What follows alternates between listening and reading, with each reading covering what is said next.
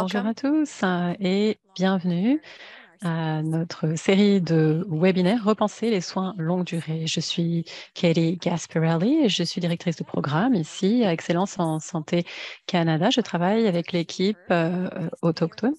Mes pronoms sont féminins et je suis ravie d'être votre hôte aujourd'hui. L'ESC honore les territoires traditionnels sur lesquels travaillent, vivent et se divertissent nos partenaires et les personnes qui travaillent avec nous. Et nous reconnaissons que ce style de vie dont nous profitons aujourd'hui est le résultat des soins et des sacrifices des habitants originels de ces territoires. Nous devons nous engager à ne pas répéter les erreurs du passé et à travailler en vue de relations plus respectueuses, plus équitables avec les Premières Nations, les Inuits et les Métis. Reconnaître le territoire et les personnes qui ont pris soin de ces territoires est fondamental si nous voulons véritablement nous engager vers un travail de réconciliation et de vérité. Je voudrais reconnaître de mon côté que moi, je suis à Ottawa, qui est le territoire traditionnel non cédé du peuple algonquin, et nous reconnaissons et nous apprécions le lien historique qui nous relie à ce territoire. Et je suis originaire de Halifax. Et je voulais également le dire. Je vous invite à nous dire d'où vous venez, qui vous êtes. Si vous voulez le faire, vous pouvez le faire dans la boîte de dialogue. Nous sommes ravis aujourd'hui de pouvoir vous proposer une interprétation simultanée en français pour cette session. Si vous souhaitez entendre la voix de l'interprète, vous pouvez sélectionner français dans le menu interprétation au bas de votre écran. Nous vous invitons à nous adresser vos questions, vos commentaires à tout moment pendant le webinaire. Vous pouvez le faire en français ou en anglais. Si vous avez un commentaire ou une question, vous pouvez le rédiger dans la boîte de clavardage et on aura une session de questions-réponses également à la fin de notre webinaire. Si à tout moment vous avez besoin d'aide pendant ce webinaire, vous pouvez vous adresser à notre équipe technique en utilisant le clavardage. Cette session est enregistrée et sera disponible sur notre site Internet au cours des prochains jours. Vous pourrez l'envoyer éventuellement à des collègues qui n'ont pas pu être présents aujourd'hui. Je voudrais maintenant accueillir nos orateurs aujourd'hui qui vont nous parler des meilleures pratiques qu'ils ont mis en œuvre afin de fournir des soins culturellement appropriés dans leurs établissements de soins longue durée. Mais avant cela, je voudrais réfléchir sur le concept de ce qui est culturellement approprié et de ce qu'on appelle la sécurité culturelle. Je suis ravie de présenter ce webinaire aujourd'hui. Moi, je suis passionnée par les soins centrés sur la personne. Je sais que c'est votre when working as a clinician, where I've struggled to be my best self as I navigated the different pressures working within the strained healthcare system. And resident-centered care is an approach that difficultés. Et se centrer sur les résidents dans ce cadre, c'est s'assurer que les résidents participent à leurs soins autant que c'est possible en fonction de leur situation. C'est une philosophie qui est décrite dans les standards des soins longue durée à Excellence en Santé Canada et nous pensons que c'est essentiel. Et d'après mon expérience personnelle, et je suis sûre que vous êtes d'accord, ce sont ces concepts sont liés. Pouvoir fournir des soins centrés sur la personne en résidence, ça permet également d'avoir un personnel de la santé qui soit beaucoup plus à même de fournir des soins de qualité aux résidents parce que nous devons reconnaître les besoins qu'ils ont et les difficultés qu'ils rencontrent. On va passer à la diapositive suivante. Aujourd'hui, on va donc parler de culture. Et la culture peut signifier toutes sortes de choses. Donc moi, j'ai tapé sur Google le terme culture et j'ai rencontré toutes sortes de réponses. Je voudrais, à partir de là, vous faire partager quelques idées sur la culture et le lien qu'il y a avec la santé et les maisons de santé. Et bien sûr, vous pouvez mettre dans le clavardage tous les mots qui vous viennent lorsque vous considérez ce vaste concept de culture. Pour moi, il y a plein de mots qui me viennent, la sensibilité culturelle, la conscience culturelle, humilité culturelle, appréciation culturelle, l'appropriation culturelle. Et ça montre à quel point le concept est flou lorsqu'on parle de soins culturellement appropriés. Il faut vraiment être très clair sur ce dont on parle et s'assurer qu'on ait une vision commune, qu'on s'entende bien sur ce qu'on veut dire. So when I Googled the word culture, Lorsque j'ai tapé sur Google le mot culture, j'ai eu de nombreuses images des cultures du monde. Ça reflète les aspects les plus visibles de la culture, la race par exemple, la façon de s'habiller, mais il y a d'autres aspects de la culture qui ne sont pas aussi évidents et qui incluent différentes composantes. Les gens peuvent faire partie de différents groupes qui ont différentes cultures et de cette manière, leurs identités vont être à l'intersection les unes des autres. Par exemple, moi, je fais partie du groupe des Premières Nations et ça me place dans un certain groupe culturel que nous appelons les Haudenosaunee. Nous partageons des croyances, des pratiques qui nous distinguent des autres Premières Nations du pays. Mais je fais partie également d'un groupe professionnel qui correspond à ma formation. C'est le groupe des prodigueurs de soins. Et dans ce groupe, nous avons également des valeurs partagées. Donc, nous sommes influencés par toutes ces identités qui sont les nôtres. Donc, la culture, c'est un ensemble de valeurs partagées, de croyances partagées. Parfois, on a des groupes sociaux, des groupes religieux. Ça peut être lié à la façon dont on pratique notre spiritualité, les vêtements qu'on porte ou la nourriture que l'on mange. Mais ça ne signifie pas que tout le monde est semblable, évidemment, au sein de ces groupes. Bien sûr, les gens qui font partie d'un même groupe ont des objectifs, des préférences qui leur sont uniques et que nous devons prendre en compte lorsque nous mettons en place des soins adaptés aux résidents, centrés sur les résidents. Donc, concevoir des soins culturellement appropriés, ça nécessite une réflexion sur ce que l'on croit, ce qui nous paraît évident, mais qui ne l'est pas forcément. Et je vous invite à vous interroger là-dessus, alors même pendant ce webinaire. Est-ce que lorsqu'on pense à une activité qui est culturellement appropriée, est-ce que ça veut dire qu'elle est culturellement sûre? Une question qu'on peut se poser. Par exemple, alors c'est vrai que ce qu'on sait sur le monde colonial a une forte influence sur la façon dont on voit le monde et c'est important de réfléchir là-dessus avant de mettre en place des soins qui visent à respecter la culture de l'autre. Ces notions de culturellement sûr, culturellement approprié, ça peut créer de la confusion. Et pour moi, la sécurité culturelle, c'est un résultat et ça ne peut être déterminé que par la personne qui reçoit les soins. Je partage avec vous une définition de la sécurité culturelle qui vient de la Régie de la santé des Premières Nations. C'est une définition que j'ai retrouvée assez régulièrement. Le terme a été mis en place dans les années 80 en Nouvelle-Zélande et comme je l'ai dit, donc sécurité culturelle, c'est un résultat. C'est basé sur l'expérience du patient, du client, du résident. C'est une définition qui est utilisée dans les normes de soins longue durée. Et je voudrais dire également que la sécurité culturelle fait partie également de la sécurité des patients. Il est important de comprendre que le racisme, la discrimination peut porter de graves préjudices. Voilà ce que je voulais vous dire de mon côté. Maintenant que nous avons réfléchi sur la complexité des soins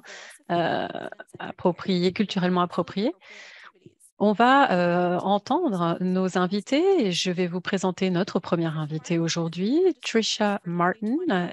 Elle est infirmière agréée depuis 20 ans. Elle a commencé sa carrière à Iroquois Lodge en tant qu'auxiliaire de vie, alors même qu'elle était encore étudiante et elle est à présent directrice des soins de Iroquois Lodge. Elle a travaillé en psychiatrie, soins intensifs. Elle a travaillé également en informatique clinique. Elle a mis en place un document électronique qui a été utilisé pour le programme Santé mentale de Saint-Joseph afin d'améliorer la circulation des lits au sein du programme. Et à l'automne 2022, elle a suivi le programme de leadership pour femmes du Coady Institute. Ces valeurs sont l'honnêteté, améliorer les soins pour nos aînés et sa devise, c'est « Soyez le changement que vous voulez voir ». Je lui passe à présent la parole. Merci, Katie. Je suis ravie d'être ici. Je voudrais dire Sego, bonjour à tous. Je suis ravie d'intervenir au sein de ce webinaire sur les soins culturels appropriés. On va commencer avec la diapositive suivante. Just one, Katie, the slides are backwards. Ah, Kaylee, les diapositives sont à l'envers. Let's move to the. There we go. Thank you. Voilà, c'est bon, merci. Alors, pourquoi un soutien culturel? En tant que personne autochtone qui travaille dans les soins longue durée au sein d'une réserve, une des choses sur lesquelles on se centre, c'est combien de personnes autochtones ont perdu leur identité culturelle via la colonisation, les pensionnats et la loi sur les Indiens. Nous avons beaucoup d'aînés qui ont été dans des pensionnats pendant de nombreuses années, qui ont été traumatisés par cette expérience. Donc, il y a eu une perte de la langue, une perte de connaissances, une perte des cérémonies. On ne leur permettait même pas d'être avec leur famille à ce moment-là. Et dans cette génération, il y a eu des familles qui n'ont pas, du coup, enseigné leur culture à la génération suivante à cause de la répression culturelle qui a été mise en place suite au pensionnat. Alors, à Iroquois Lodge, nous offrons des soins de soutien culturellement appropriés en proposant des activités adaptées à la culture. Donc, on a, par exemple, mis en place des vêtements traditionnels qu'on confectionne, comme les jupes à ruban. On fait également des sacs de guérisseurs traditionnels, à l'intérieur desquels on met des médicaments qui sont traditionnels pour notre culture. Et ça constitue une protection contre différentes choses. Nous offrons, par exemple, du tabac, parce que c'est une forme de bénédiction sacrée. Et c'est une façon également de rendre ce que l'on prend du territoire. Alors, on va revenir en arrière, pardonnez-moi. Nous avons également mis en place un mot de la semaine parce que la perte de la langue, c'est un des éléments traumatiques qui ont affecté les personnes qui étaient en pensionnat. Nos aînés parlent Mohawk et Cayuga et nous les invitons à essayer de retrouver ces langues en instituant donc le mot de la semaine et on essaye d'utiliser ces mots non pas seulement avec les aînés mais avec le personnel. On les encourage à affirmer leur fierté vis-à-vis de ça et à essayer de reprendre ce qui a été perdu suite à la colonisation et au pensionnat. Donc, comme je l'ai dit, on confectionne des jupes à ruban, on met en place différentes activités culturelles. Et l'idée, c'est de se réapproprier notre culture et d'éduquer les autres également sur ce que représente notre culture. Par exemple, dans les médias, de nombreuses cultures sont montrées négativement et on veut rectifier ça. Donc, on a de nombreux auxiliaires chez nous et tout le monde connaît bien la pénurie de travailleurs dans les soins de santé. Donc, on s'est rendu compte que beaucoup de nos auxiliaires de vie ne connaissaient pas en fait l'histoire des pensionnats. Donc, c'est vrai qu'on est obligé de faire appel à des auxiliaires qui arrivent de l'extérieur et qui arrivent avec ce manque de connaissances. Donc, on essaye de leur donner ces connaissances, notamment pendant l'orientation, pour qu'ils sachent faire des petits gestes par exemple, frapper à la porte ou alors laisser la lumière allumée lorsque le résident le demande. C'est parce que souvent nos résidents ont souffert d'un manque d'intimité lorsqu'ils étaient dans les pensionnats. Ils ont des traumatismes liés à ça et il faut le prendre en compte. Et ce sont des choses très simples, mais par exemple, on ne frappe pas à la porte, c'est vécu comme une invasion de la vie privée par les gens qui ont malheureusement été en pensionnat et ont vécu ce manque d'intimité. Donc, on utilise ça, on essaye d'améliorer la sensibilité, la conscience culturelle des gens, même lorsqu'ils arrivent de l'extérieur. Et en faisant ça, on aide nos aînés à guérir du traumatisme et on éduque en même temps les générations futures et les gens qui ne savent pas forcément ce qui s'est passé dans l'histoire canadienne par rapport à ça. So as you can see here, in the Alors, vous end, voyez ici, some of the ribbon skirts that ce we sont les jupes à ruban qu'on a confectionnées avec l'aide de nos aînés. Je sais qu'on ne voit pas très bien, mais la femme de gauche tient un sac de guérisseur qui a été fait par un de nos aînés à Iroquois Lodge. Voilà, je voulais vous remercier et Nia pour le temps que vous nous avez consacré afin qu'on puisse parler de sécurité culturelle. Merci. back to you, Katie. Et je redonne Yeah. la parole à Katie. Oui, Trisha, merci. Merci beaucoup d'avoir pris le temps de nous faire partager tout ça aujourd'hui. Je vais à présent vous présenter notre oratrice suivante, Suchi Lee, qui est directrice exécutive de Villa Cathy Care Home depuis 2011 et sous sa direction, cette maison de soins Villa Cathy, qui contient 154 lits, a été complètement refait avec une reconstruction qui a abouti à 224 lits sur le même site en 2021. Et au cours de ce processus, elle a également assuré la sécurité des résidents et du personnel pendant les temps difficiles de la pandémie de COVID-19. Elle croit en des soins centrés sur la personne et essaye de mettre en place des soins orientés sur la culture pour les seniors qui sont dans la partie la plus vulnérable de leur vie. Avant d'arriver à la Villa Cathy, Suchi a été coordinatrice d'éducation à Vancouver Coastal Health et elle a fourni du soutien à 56 sites de maisons de soins de la région. Elle a obtenu une maîtrise de travail social de l'Université de Washington et elle est également très impliquée dans le Collège des travailleurs sociaux de Colombie-Britannique. Elle est également membre du Collège canadien des leaders en santé. Bonjour, je suis ravie d'être ici ce matin et de vous parler de soins centrés sur la personne, de notre expérience à la Villa Cathy. Il s'agit d'une organisation à but non lucratif qui existe depuis les années 1970 et qui est spécialisée dans les soins pour les aînés chinois qui, sans cela, ont tendance à rencontrer des obstacles liés à la langue et la culture à d'autres endroits. Notre approche sur les soins centrés sur la personne est basée sur l'environnement, les processus et les programmes. La maison de santé Villa Cathay a la chance d'avoir pu construire une nouvelle tour entre 2017 et 2021.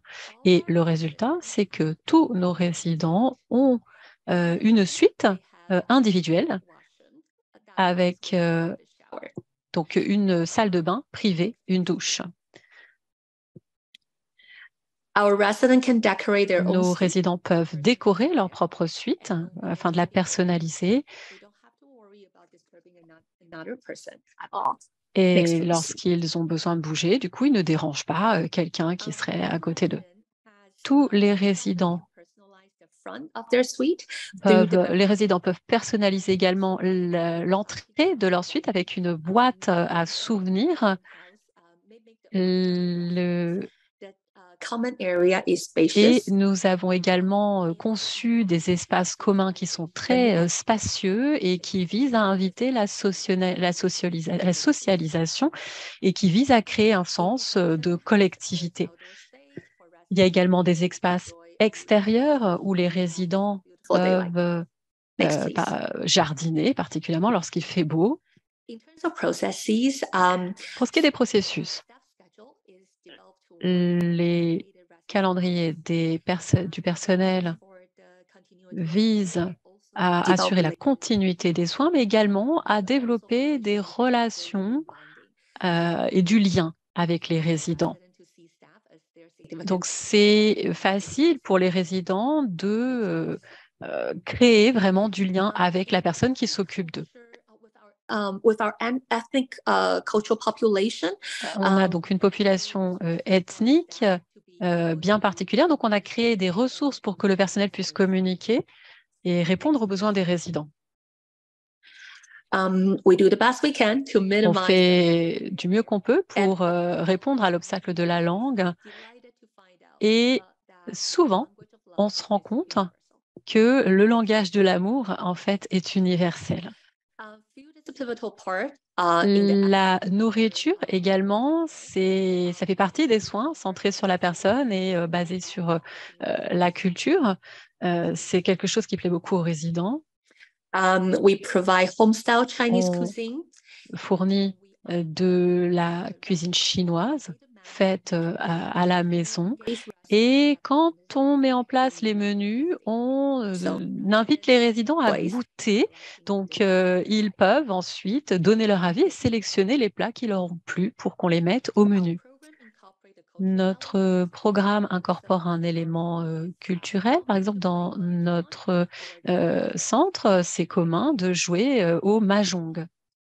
On célèbre également les fêtes culturelles. Ça fait partie des activités qui permettent d'honorer les coutumes de nos résidents. Il y a également des visites de différents groupes religieux et qui permettent à nos résidents de travailler avec des bénévoles et d'interagir avec des membres de la communauté. Donc, ce ne sont pas les résidents qui sortent, c'est la communauté qui vient dans notre centre de soins. Nous pensons que nos résidents ont le droit à une vie riche de sens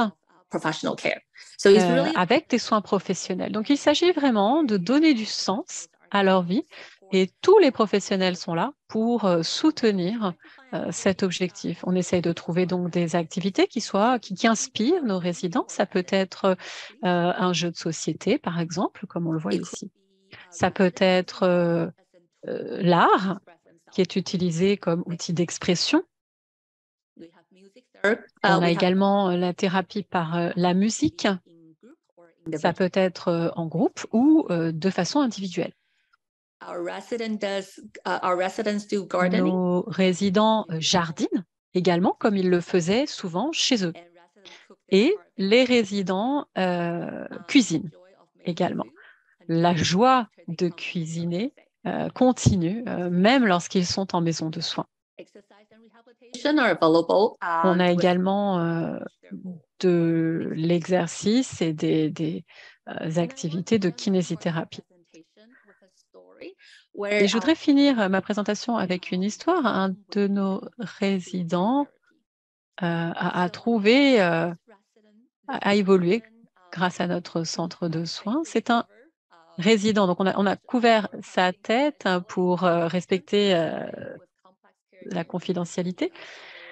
C'était un résident qui avait des besoins complexes, comme c'est le cas de beaucoup de nos résidents. Donc, lorsqu'il est arrivé dans notre centre de soins, il y avait beaucoup d'anxiété avec un comportement perturbé. L'équipe a eu beaucoup de mal au début. Notre équipe interdisciplinaire est allée voir dans l'histoire de ce résident et s'est rendu compte que ce résident était designer de mode. Donc, notre thérapeute a apporté des tissus, des dessins, a donné un crayon à ce résident du papier et l'a amené petit à petit à faire des croquis.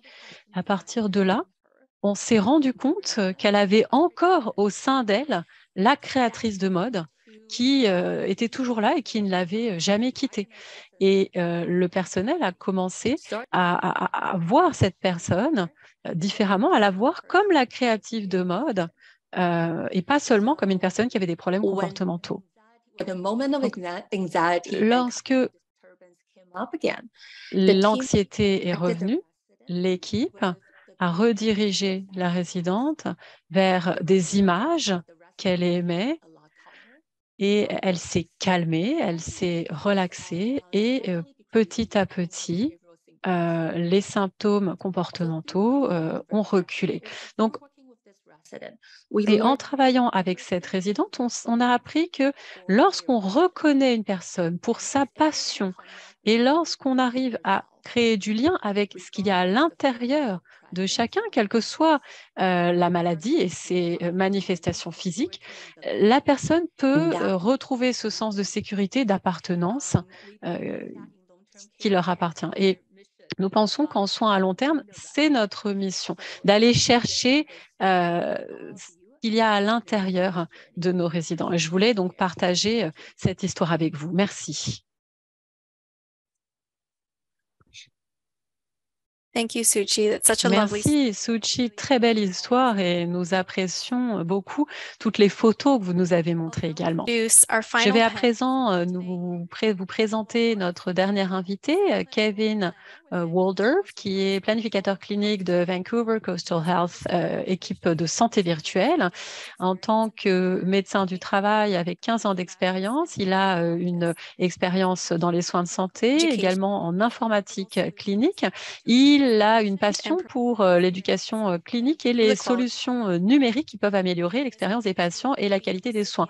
Kevin a également reçu le Quality Award de la Colombie-Britannique en 2023 pour son équipe grâce à leur projet Interprète virtuel. N'hésitez pas, bien sûr, à poser vos questions dans la boîte de dialogue pendant sa présentation si vous le souhaitez. Kevin, la parole est à vous. Bonjour à tous et merci Katie. Je vais prendre une approche un petit peu différente puisque je vais parler de l'utilisation de la technologie afin de fournir des soins culturellement appropriés en soins longue durée grâce à l'utilisation d'un service d'interprétation virtuelle. Avant de commencer, je voudrais reconnaître que je présente aujourd'hui, depuis le territoire traditionnel non cédé des peuples salish du littoral, particulièrement les Musqueam, Squamish et Tsleil-Waututh. Je voudrais également dire que je n'ai pas de divulgation à faire pour cette présentation. Alors, vous vous demandez peut-être ce que c'est qu'un interprète virtuel. Alors, voilà une image de ce qu'on appelle interprète virtuel à Vancouver Coastal Health. Il s'agit d'une application vidéo installée sur un écran avec un amplificateur de son et c'est installé sur un dispositif avec tête inclinable. On a un cordon de rallonge pour la charge et l'application permet d'avoir accès à 240 langues, des milliers d'interprètes. On a 40 langues qui sont en vidéo et on a donc une connexion avec un interprète en général en moins d'une minute. Et ces dispositifs sont déployés à présent dans notre établissement. Alors, vous demandez ce que ça a à voir avec le soin longue durée. On a fait partie de ce projet pilote et on a sélectionné 2 maisons de soins à long terme.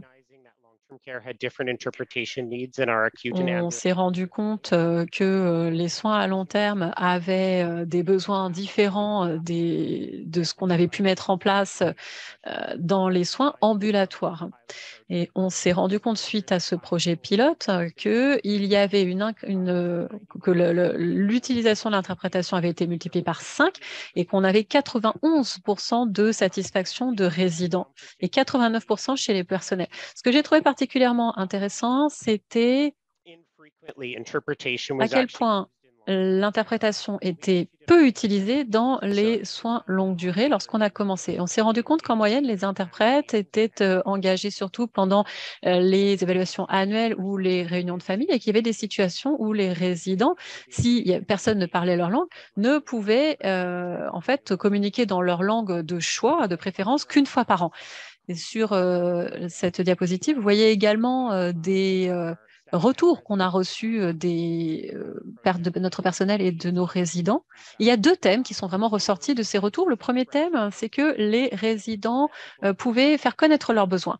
De cette manière, ils pouvaient recevoir les soins dont ils avaient besoin dans le centre de soins. Et l'autre thème qui est ressorti fréquemment, c'était que l'interprète virtuel pouvait être utilisé pour régler des situations où il y avait parfois des malentendus suite à l'obstacle, à la barrière de la langue. Sont les retours les plus fréquents qu'on a reçus du personnel et des résidents.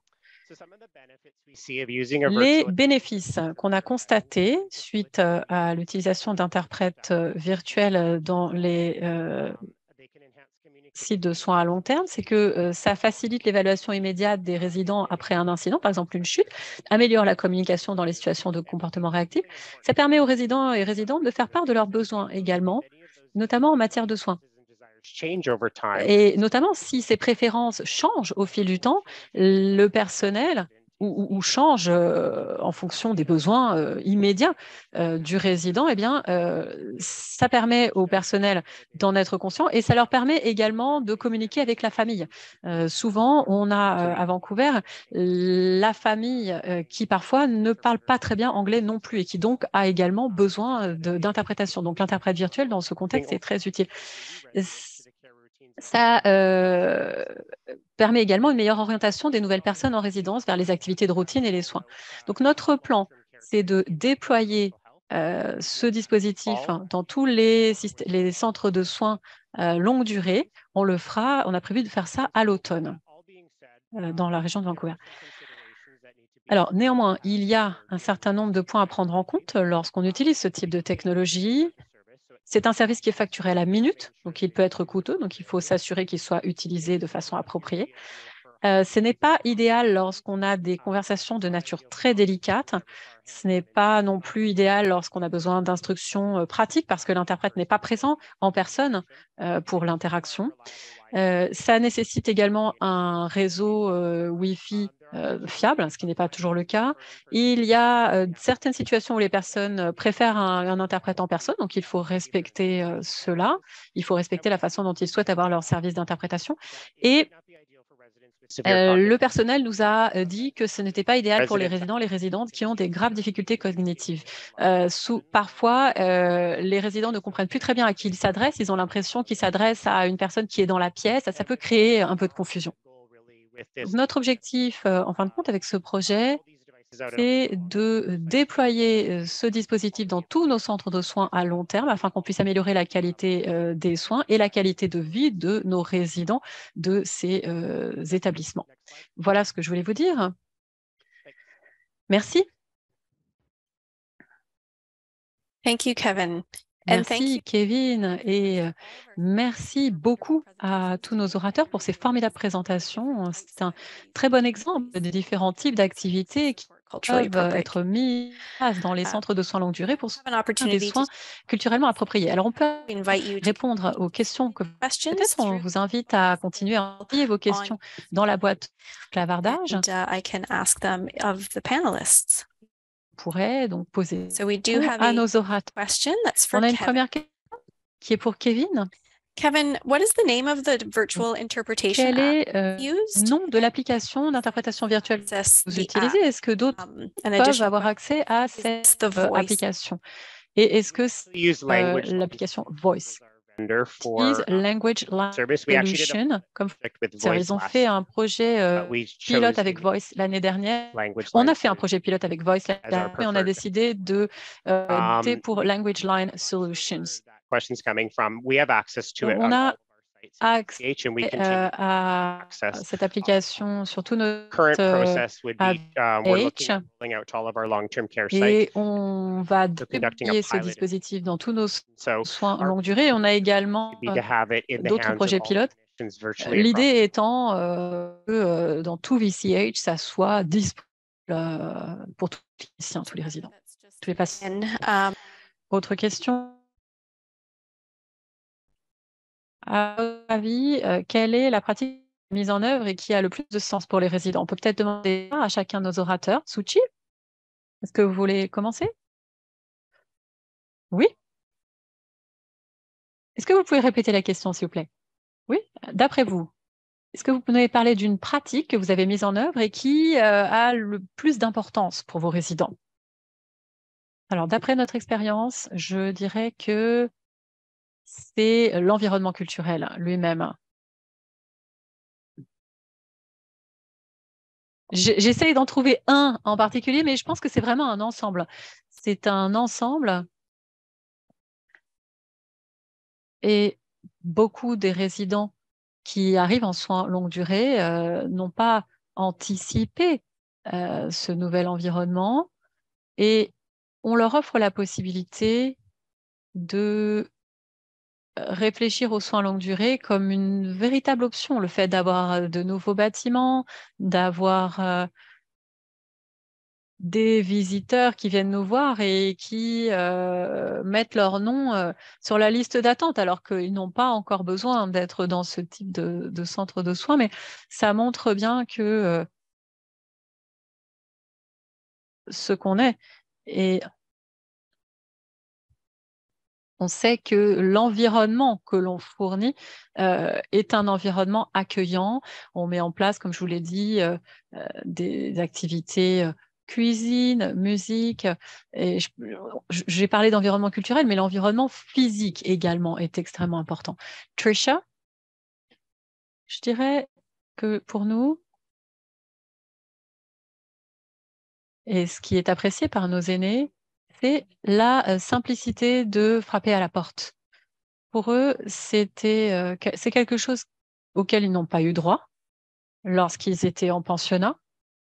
Et on doit faire face à ça. On a beaucoup de seniors qui demandent également avoir une lumière allumée parce qu'ils ont été traumatisés par le noir quand ils étaient en pensionnat.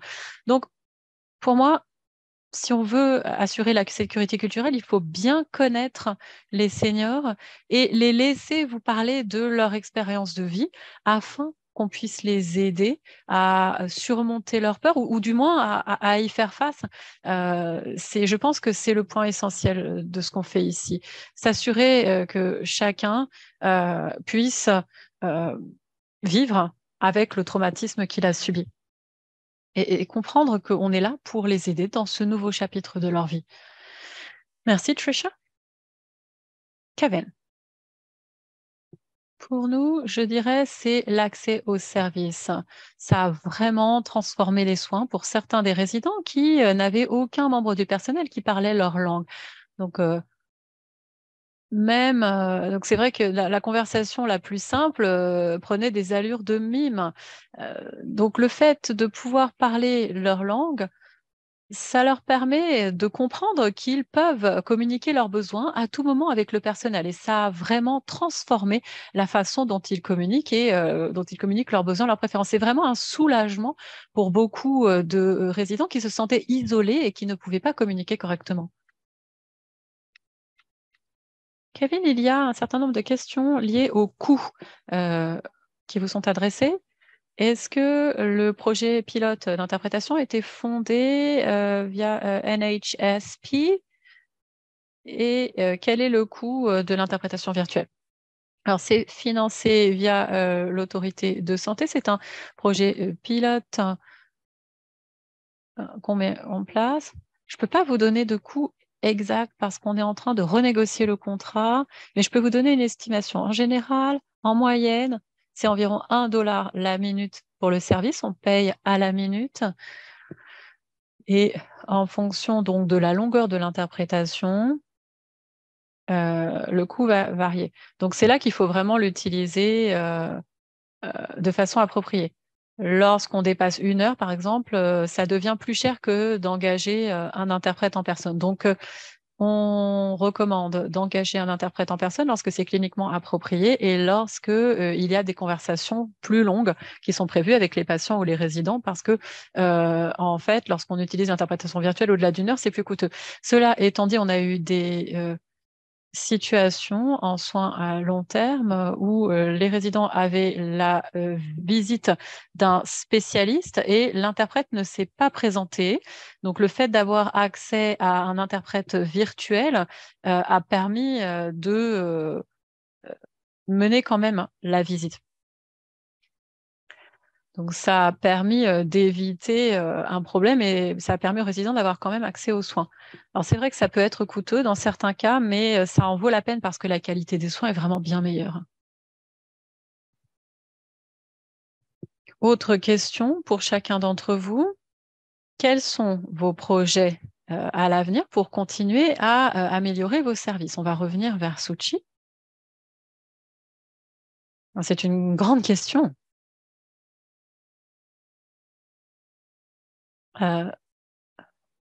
Finalement, il n'y a pas vraiment de fin à l'amélioration qu'on souhaite. Je peux revenir à la question précédente hein, et je voudrais souligner que lorsque j'ai parlé de notre nouveau bâtiment, et qui est une des choses qui a le plus d'impact sur nos résidents, mais ce n'est pas parce que c'est tout nouveau, c'est plutôt parce qu'on leur donne la possibilité de ne pas partager leur chambre avec quelqu'un d'autre. Parce que, comme je l'ai dit, que ça soit la salle de bain ou la chambre, ils sont en individuel, et ce qui n'est pas la norme hein, en soins longue durée. Alors, pour la suite, je pense que on voudrait essayer d'éliminer les obstacles en soins longue durée. Il nous a fallu 4 à 5 ans pour mettre en place un environnement centré sur la personne. Ils ont maintenant une chambre indépendante, mais en même temps, on sait qu'en soins longue durée, il y a beaucoup d'habitudes de soins qui ont perduré à cause des systèmes, des processus et des environnements précédents. Par exemple, quand on est arrivé dans ce nouveau bâtiment, ça nous a pris du temps de mettre en place la douche privée parce que les résidents avaient l'habitude d'aller dans des salles de bain partagées. Et donc, il y a plein de choses qu'on doit désapprendre comme ça et qui sont héritées des pratiques institutionnelles classiques, des soins longue durée.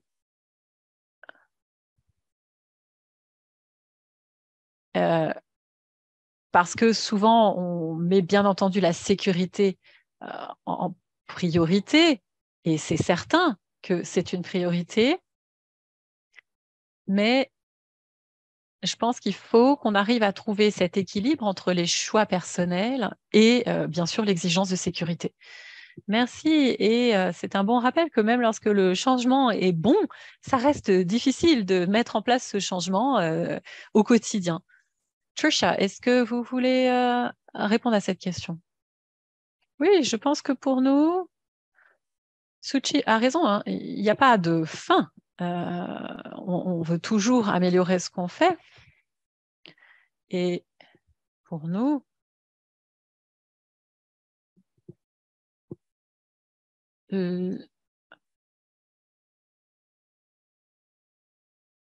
traditionnellement, nous, on travaille beaucoup sur nos menus. Traditionnellement, on tire la nourriture de notre territoire, mais le coût de la nourriture traditionnelle est très élevé, beaucoup plus élevé que la nourriture plus standard. Donc ça, c'est une de nos difficultés lorsqu'on met en place les menus. Et on essaye de trouver des solutions. On travaille avec des chasseurs, par exemple, voir s'ils veulent peut-être faire des dons au lodge. Et on a beaucoup de retours de la part de notre collectivités, particulièrement à l'époque des récoltes. Les fraises, par exemple, on reçoit beaucoup de donations parce que la fraise, par exemple, et d'autres aliments, c'est considéré comme des médicaments. Ce sont des aliments guérisseurs. Et ce sont des aliments qui réconfortent à la fois d'un point de vue médical et d'un point de vue spirituel. Donc, essayer d'avoir plus de nourriture traditionnelle, c'est un objectif. Célébrer également cela. Avoir peut-être des célébrations et des divertissements traditionnels, des tambours, par exemple. On a invité des tambours, je crois, cette semaine. Hein, on a un groupe, demain, on a un groupe de tambours. C'est la première fois qu'on les accueille. C'est la famille d'un de nos résidents qui travaille avec ces tambours. Il leur a demandé s'ils voulaient faire du bénévolat pour nous. Nous, on est un petit centre, hein, 50 lits. Et donc, on travaille en permanence pour essayer de maintenir ce lien culturel. Parfois, ça demande un peu de recherche pour pouvoir trouver les personnes qui peuvent nous aider, mais on essaie de faire du mieux qu'on peut. Merci, Trisha. Kevin, je me tourne vers vous également pour cette question. Oui, mon objectif, c'est que le service soit disponible partout. On veut vraiment que les cliniciens puissent travailler au mieux. Et moi, mon rêve, ce serait que à VCH, dès que vous recevez des soins, vous pouvez avoir accès à un interprète. Dès que vous entrez dans le centre de soins, dès que vous avez une réunion, un entretien avec un prodigueur de soins. On a donc ce programme, on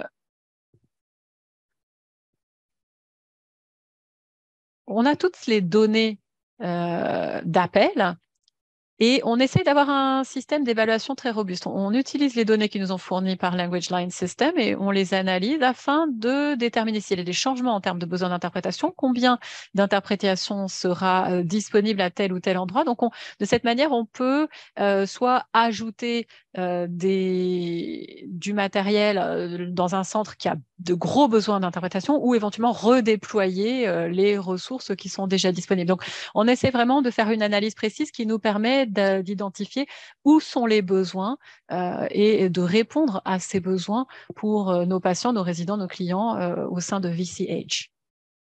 Merci. Kevin, pour rebondir là-dessus, les gens demandent qui on peut contacter si on veut plus d'informations sur les services d'interprétation. Ou est-ce que c'est au sein de VCH? Alors,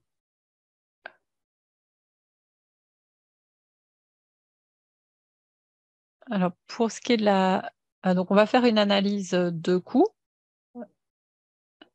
Et parce qu'on veut, bien entendu, savoir exactement ce que ça va nous coûter si on déploie dans tous nos centres de soins longue durée.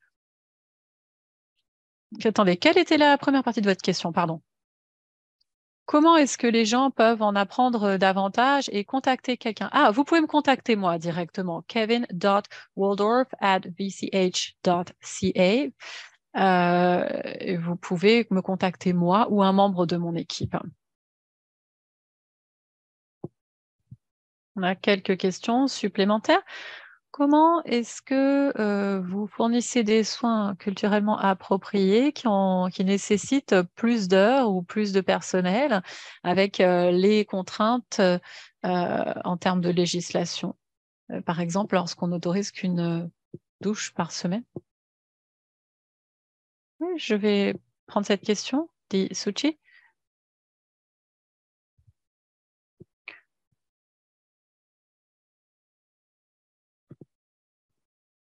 Alors, une fois que l'obstacle de l'environnement est retiré, il y a des obstacles au sein du système. Même si l'environnement est très accueillant, si les financements ne permettent pas d'avoir le personnel dont on a besoin, ça crée évidemment un obstacle. Néanmoins, le fait d'avoir un environnement propice permet à la famille de rendre visite lorsque c'est approprié et d'aider. Donc, on a cette option. Ça ne change rien en termes de financement, mais le fait d'avoir un nouveau bâtiment montre que nous permet cela. Mais en même temps, l'environnement seul n'est pas suffisant. Il faut des ressources. Donc, on a encore pas mal de chemin à parcourir.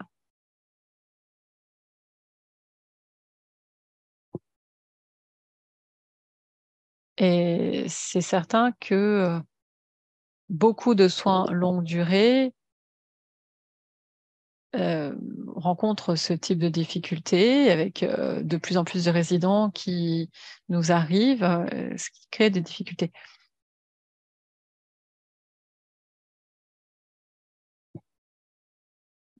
Et on sait d'ailleurs que souvent, il n'y a pas assez de place également en soins longue durée pour tous les résidents. Donc, comme je vous l'ai dit, voilà, le fait d'avoir ce nouveau bâtiment nous montre bien que l'environnement en lui-même est nécessaire mais pas suffisant.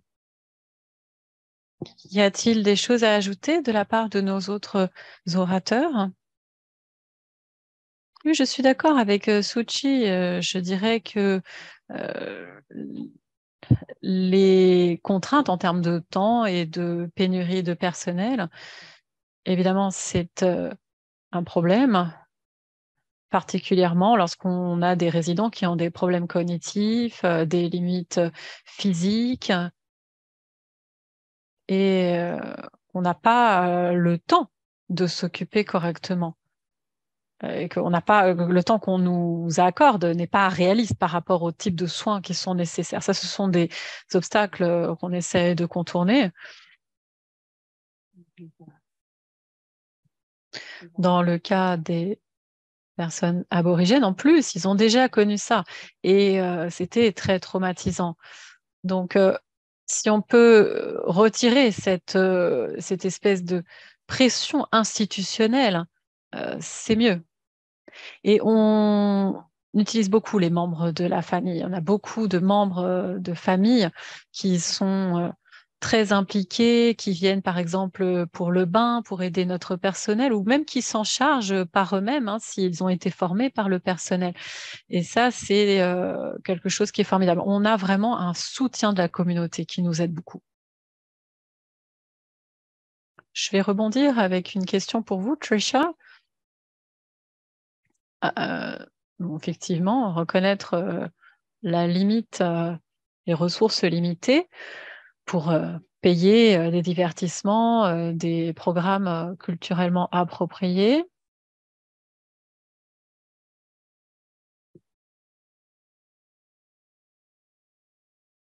Et alors, comment vous pouvez rebondir là-dessus? Alors, souvent, les membres de notre famille et personnel demandent à faire ça et ne demandent pas de rétribution. Ou les personnes à qui on demande de venir faire des activités ne demandent pas d'honoraires. On a par exemple quelqu'un qui vient faire des massages et sa mère faisait partie des résidents. Et elle nous dit que elle a toujours voulu rendre quelque chose au lodge. Et donc elle vient et elle offre des massages à nos résidents.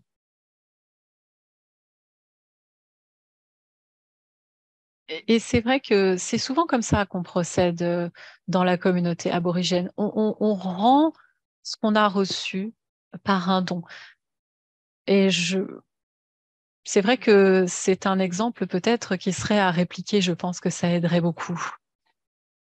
Je voudrais remercier tous les membres de nos familles qui donnent du temps, toutes les familles qui donnent du temps à une organisation, un dispositif auquel ils croient, parce que pas seulement en soins longue durée, c'est quelque chose dont on a besoin partout. Et comme je le dis, hein, soyez le changement que vous voulez voir. Merci, Trisha. Alors là-dessus, je vais poser la dernière question à chacun de nos orateurs. Comment est-ce que vous encouragez justement la participation des familles dans votre processus de décision ou bien des activités comme des conseils peut-être. Et c'est valable également pour les services d'interprétation. Vous voulez que je commence? Oui. Alors nous, on encourage l'utilisation des interprètes virtuels avec les familles et avec les résidents. Donc, si un membre de la famille a besoin de communiquer, ils sont les bienvenus. Bien sûr, ils peuvent faire savoir ce besoin, ce désir, et c'est tout à fait acceptable. On reconnaît que les familles font partie des soins, du réseau de soins du patient en soins longue durée. Donc, il faut que les gens puissent communiquer avec les familles. Si ça fonctionne, j'ai pas entendu parler d'interprètes au sein des conseils de famille. Mais effectivement, je peux imaginer que quelqu'un ne veuille pas participer au conseil des familles parce qu'il ne parle pas assez bien anglais. Donc ça peut être utile. Dans ces cas-là, ça peut être peut-être plus facile d'avoir un interprète en personne, mais bien entendu, tout dépend de la situation et de ce que l'on va discuter dans ces comités. Merci. Kevin, Suchi? Oui, à Villacate, nous avons de la chance puisque nous avons donc un conseil des familles et un conseil des résidents. Ils se rencontrent régulièrement et notre direction rencontre également le conseil des résidents. Et c'est moi-même qui rencontre le conseil des familles avec mon équipe de travailleurs sociaux. Nous avons commencé assez rapidement à impliquer de façon consciente les familles avec le conseil des familles.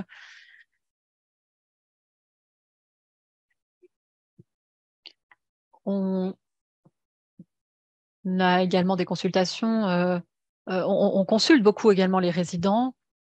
Par exemple, lorsqu'on était en train de concevoir notre nouveau bâtiment, on les a beaucoup consultés. Et pour ce qui est donc de l'engagement des résidents eux-mêmes,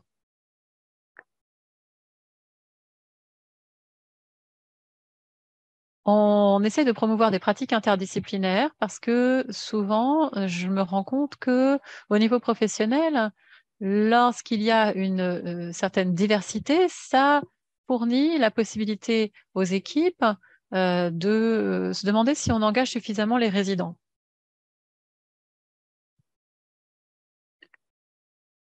Et c'est intéressant de voir les professionnels qui échangent des opinions et qui prennent l'avis des résidents.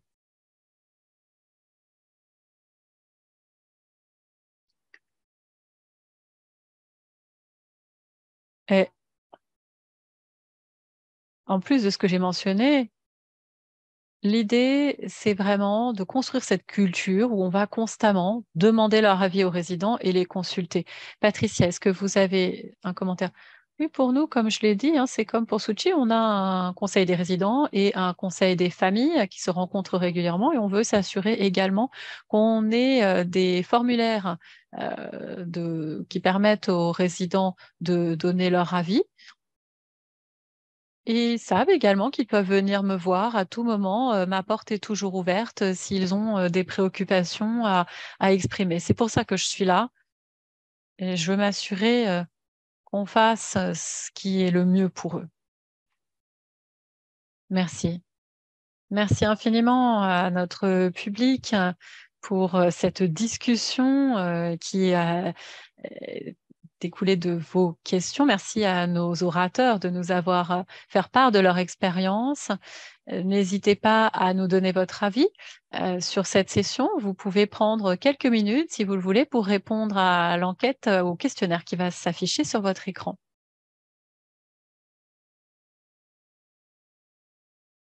Merci beaucoup. Ça nous aide vraiment à organiser les événements futurs. Cette série de webinaires va être en pause pour le mois d'août et nous reviendrons en septembre, le 21 septembre 2023, de 13h à 14h, heure de l'Est. Et nous accueillerons Dr. Carol Estabrooks. Merci beaucoup. Une fois que vous avez répondu au questionnaire. Vous pouvez considérer l'événement terminé. Je vous souhaite une très bonne journée et un très bel été. Merci.